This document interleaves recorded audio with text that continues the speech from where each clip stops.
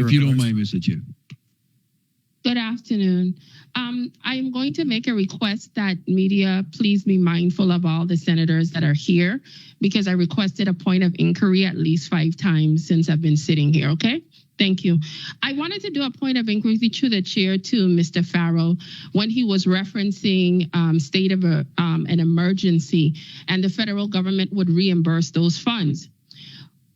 If it's an emergency in regards to the federal government paying for that, do you consider it separate from what this piece of legislation is doing if we take out the word emergency and just replace it with medical for them to take appointments? Or is that lumped into one whole category? A local law versus what the federal government is going to do considering it's an emergency? If it's medical appointments, then it becomes something totally separate and apart. So our local law would interfere with the rules and regulations of what the federal government would consider a emergency? No. I don't think why I'm getting confused. So you're saying our local law would interfere, because that's what I'm understanding you're saying. Our local law will not interfere with the federal law, but it's very important to note that what I've been saying from the beginning is, as it relates to emergencies, the federal government pays 100% for emergency medevac of any veteran within the territory. I think this bill is seeking to allow veterans to travel for medical appointments and be reimbursed for their travel. And I stand corrected if I'm wrong.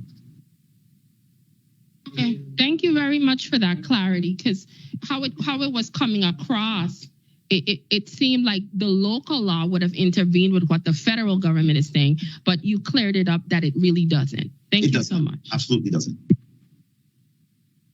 Thank you, Senator Francis Heyliger. Senator Francis Heyliger, you recognize. Good afternoon. Good afternoon to my colleagues, to the testifiers, to the people of the territory. First, I would like to say I am in support of this piece of legislation, and as we keep our dialogue and conversation, I am sure as a body we'll be able to hash it out in a way that it actually execute what needs to be executed. The first question I would like to ask is of Director Farrell. What, on average, how many requests for reimbursements do you have on an annual basis at cost-wise?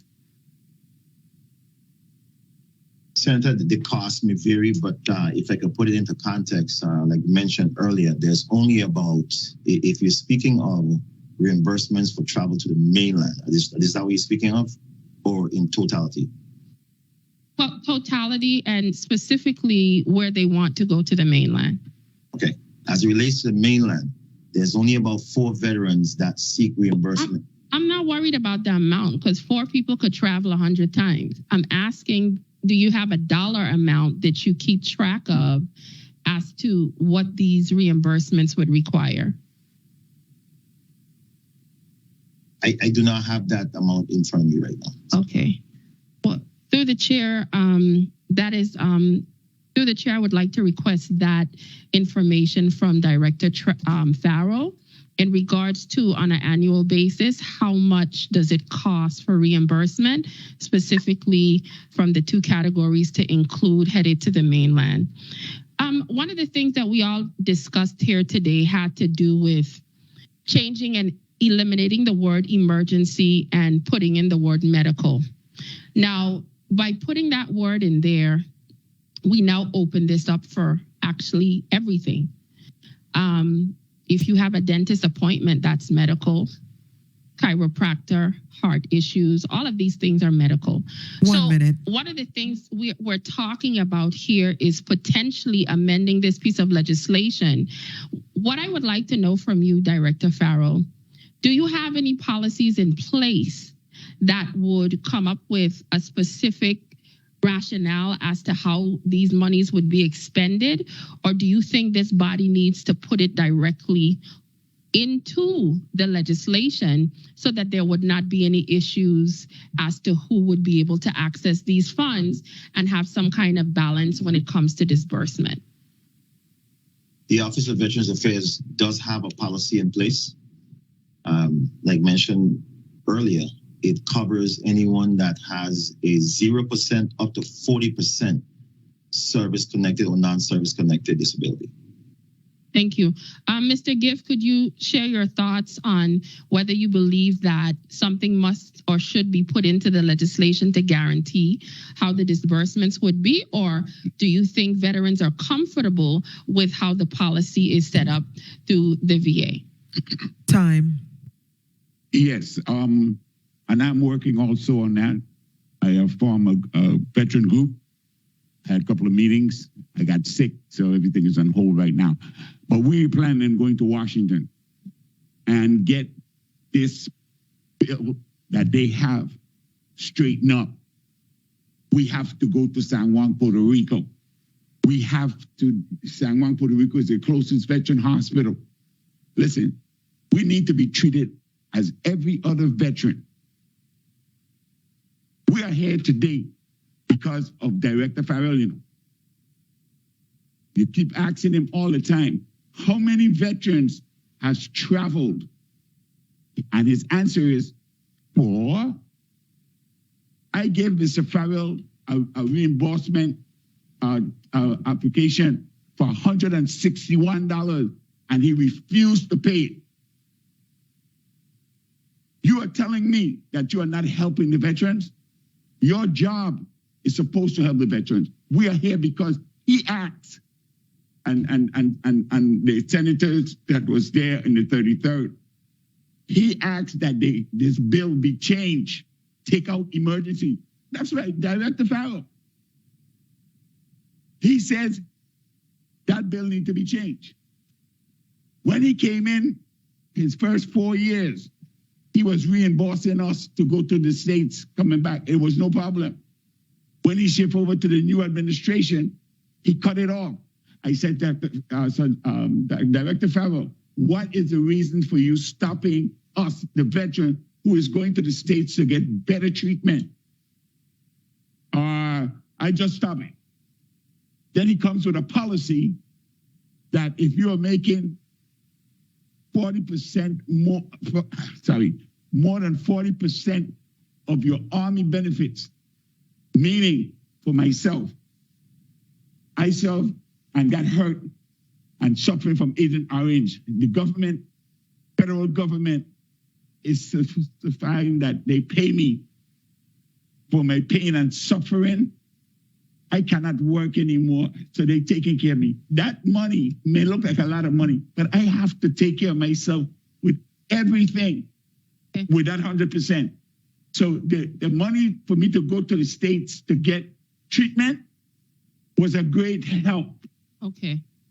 I just want to say, you can say I'm compassionate. I'm ready to break down and cry because I can't believe a veteran in charge of veterans will make a statement that he is not going to support this when he know he asked for it and never came into the office to talk to Senator Payne so that we could work this thing out for the benefit of all veterans.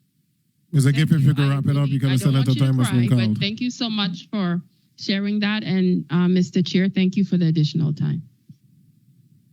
Thank you, Senator Francis Heyliger. The graph, you're recognized. Heyliger, you're recognized. Francis Heyliger. Good afternoon. I am going to request again. Please, could we monitor the fact that people are over in this side? Because I'm here begging to even get a point of inquiry as a participant in this hearing. Thank you.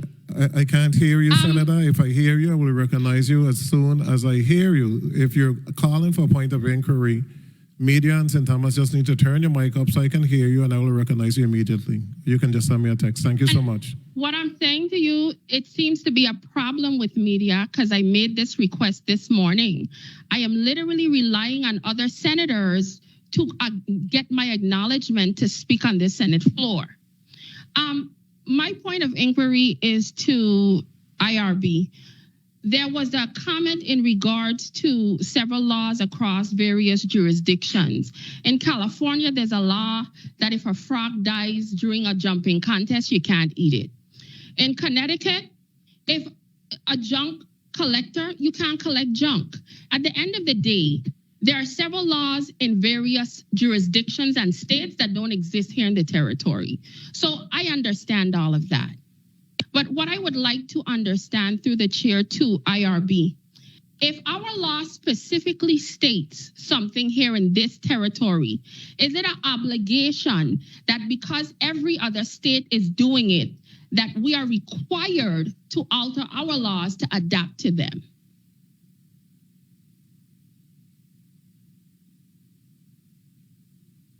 IRB, Ms. Director Lee.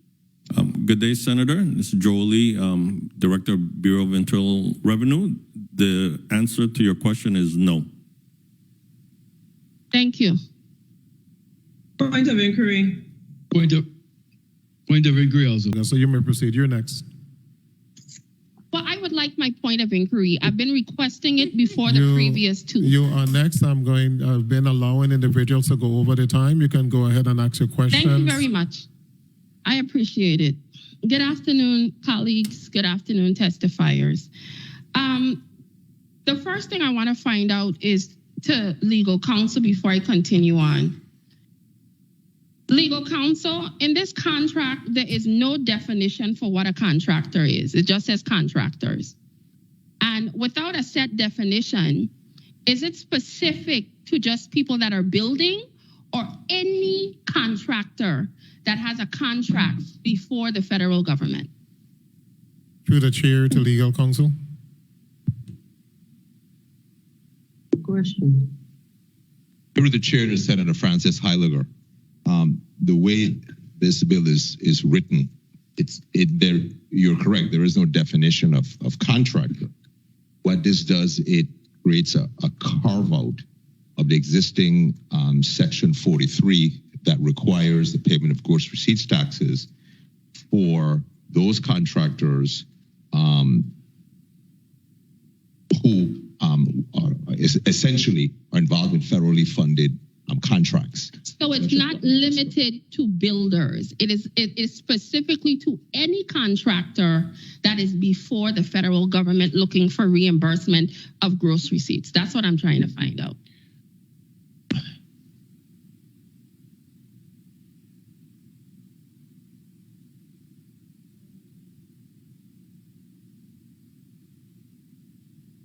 It applies to specific to your question is the language on its face does not limit it to building contractors. Okay. It specifically speaks to, again, it's a carve out for payments to contractors to account for the receipt and distribution of federal assistance to the government of the Virgin Islands. Can I just give you a scenario? So if I am a person that has a contract with the federal government to do cleaning and I pay gross receipts, would I now be able to itemize it and then go back and request those gross receipts if I have a contract with the federal government and I'm just doing cleaning? Would it open those type of doors to everybody and not just limit it to builders? Again, given your scenario, because the legislation doesn't specifically speak to building contractors, based on the language, it is possible that may be the case. I'm just looking at the language. Okay. Now, what would govern your relationship or govern your ability to go back and be able to try to obtain reimbursement would be governed by the provisions of your contract. Your contract. Whatever your contract would provide with respect to reimbursement, in this case, of gross receipts. So that's what would govern. Okay. So obviously, you have outlined a scenario, but your contract is what would govern in that instance. Okay. I have a question for the representatives for ECOM or Mr. When you guys negotiated the contract, first of all, you said you can do reimbursement in various states. Yes. Does every state allow you an additional 10% for administrative costs? Okay, that's negotiated per state, and based on what she was saying, that was negotiated because of how our law structure is. I'm just repeating what was shared with us. You could dispute it after. So based on what was shared, I believe Ms. Williams shared, is that they negotiated an additional 10% of administration costs, which equated to about an additional $40 million. So therefore, I'm asking you, if each state negotiates various things, my concern is, do you feel that that was in exception of this additional 5% that you had to pay? Okay, it is not an exception. There are different aspects of coming down on building anything, whether it's doors, windows. This was a line item. FEMA, with the support of HFA and ODR, specifically detailed what is inside the alternate handling fee. FEMA is very, very hard, as ODR and HFA fully aware. We have to fight jointly for every single dollar. They scrutinized that and they paid it all. So that's one line item on the whole sheet. So like, for instance, they paid the windows. You could think of that as windows. Now you're going on to the next line of doors.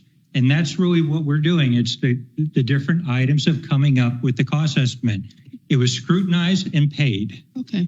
Ms. Williams, Octalyn Williams, are you? Yeah. I would like to ask you a question, please. Sure. The question I would like to ask you, based on your previous statement, because I'm hearing a contradictory response, did you say that it was additionally negotiated for additional 10% of administrative costs due to knowing that 5% of gross receipts would have had to be paid, and this was an added negotiation part of the contract? Time. The negotiations was for an additional 10%. Was what we looked at as a markup, and we're able to validate that and provide that. Okay. And it would stand to reason that all of these other costs have been included in that markup. For the additional 10 markup. And that could be negotiated state by state. So not every state would have done it. According to the contract, it says pass-through costs may be submitted as incurred. It says pass-through costs include items, they said, established in sections Exhibit 7 and other indirect costs necessary to accomplish the work performed under the contract. Pass-through costs for taxes, builder's risk, insurance policy, bid bond, performance bond, social costs. You could read it. When somebody says you may do something, does it mean you have to do it? Because is every single thing that's listed here is something you could have required as a reimbursement? Or was this a situation where all these things were listed and the things that you could or may do are the things that you actually submitted for? Okay. On that, it's only the things that we actually incurred expenses on that get submitted. For instance, there was a performance bond that was in through there. During negotiations, that was not done, so that wasn't billed. We had builder's risk, we had other items. So it is only items, and then that gets passed on eventually to the federal government, and they review and make sure that that was a true expense. So some of the things that are listed here that you may have done didn't get billed? That's correct. Okay. So it's safe to say that you may have billed for taxes, but it's not a requirement to do so. No.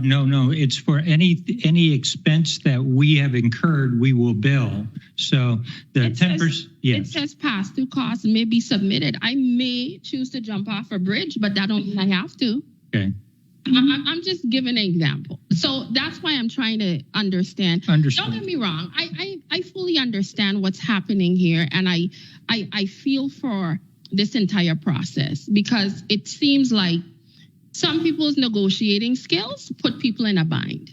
But I'm very concerned about potentially opening up a law where how it's written and it's open to all contractors and all of these things.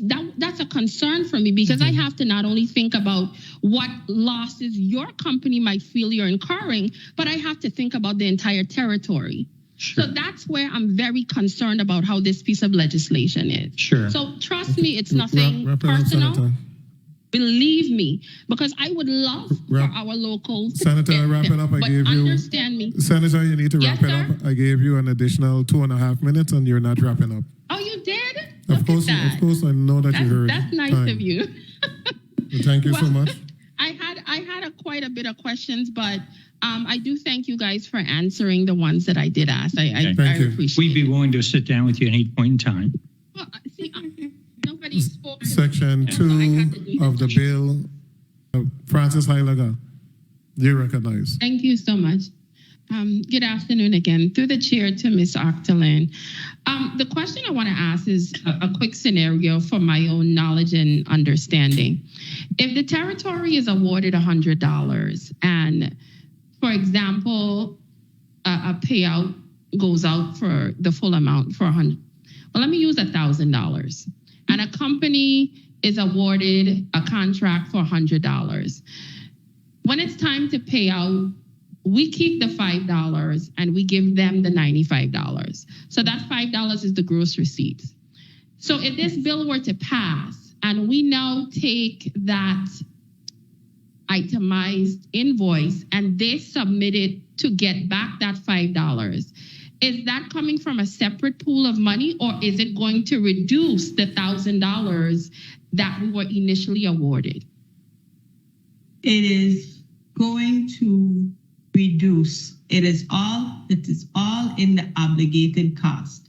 So whatever cost we're paying, if we're going to give it back, then it will come from the total obligated cost, project cost. So at the total obligated cost, when they get the $5 and it's turned over for gross receipt taxes, and then they come back for it, they're taking out another $5 out of the $1,000. That's what you're saying is going to happen. So we're going to take out the $5. We're going to take out the $5, and we're going to take out the $5 and pay it out. And then they will have. We're going to take out the $5. Right. So it's definitely, and we'd have to use the money from the PW again to pay them out. Okay. So basically, okay, wait. That's your third one. That's your third point. I allowed you. We're going to go to a quick 2-minute round. Francis Heyliger. Good afternoon. My first set of question is to AECOM and Acton. Based on the contract that you currently have, do you have a legal obligation, if this were to happen, to refund any of those gross receipts based on any written contract, to refund any of those monies to the subcontractors? Okay. Scott Edelman, our contract explicitly states that when the money comes down, we would get it. We would go and pay our subcontractors. If we did not, we would be in breach of contract. Okay. If we did not. So it's written inside of the contract. It is explicitly written. Yes, it is. And based on the contract that you guys signed, is that also written into your contract that you guys would get this reimbursement from Aptim and AECOM, the local contractors? No. Yes, put your name on the record first. Engineering, Chuck Hawkins, Polaris Engineering again. It is in our contract that, if AECOM is paid for any invoice that we have submitted to them, they have a certain amount of days. I can't remember exactly, but it's like 3 to 5. It's a pretty short time frame from when they receive the money from via HFA to pay us. And they've been consistent with that since the beginning of the program. It's just any invoice whatsoever. So based on what I'm hearing, if they're saying they could get reimbursed, then you guys would turn around and then invoice them to get back your 5%. We have already invoiced them for the GRT that was applicable to our program or to our cost. Has that 5-day limit expired since then? Because you said the contract said it's limited to about 5 days. It's only when they've received the money that Okay. was paid for that invoice. Time. Okay, thank you. May I ask another question, please? You may conclude. One question. Thank you very much, sir. The second question is to Ms. Octolane. One of the questions that I had asked previously in regards to the payment of gross receipts and the reimbursement and coming back to have that 5% bit taken out of the overall grant award. Do you see, for example, if you have 20 contractors and all 20 of them come back and all have a 5% reimbursement, do you see any kind of issues where that could be a significant reduction in the overall use of capital that could be utilized in regards to these contracts? Because I'm very at odds with how this conversation is going. I want to make whole those that need to get their money back, but I feel like I'm in a rock and a hard place by trying to alter a law to make somebody whole, but then it opens up the door to other things. And that's where my concern is. So Ms. Octolane, could you respond to that? And then thank you very much, Mr. Chair. Thank you. Name on the record and then answer, please. Adrian Williams, Octolane, Director, Office of Disaster Recovery. There's several implications. Yes, it drives up the cost of the recovery because we're invoicing actually more than so that it can be reimbursed. Two, we have to pay the match on any additional amounts that has been obligated to the territory. It is then the option for any other disaster recovery contractor to expect the same thing. So we're seeing there's a multiplier effect that will come from it. Thank you so much, Senator Joseph.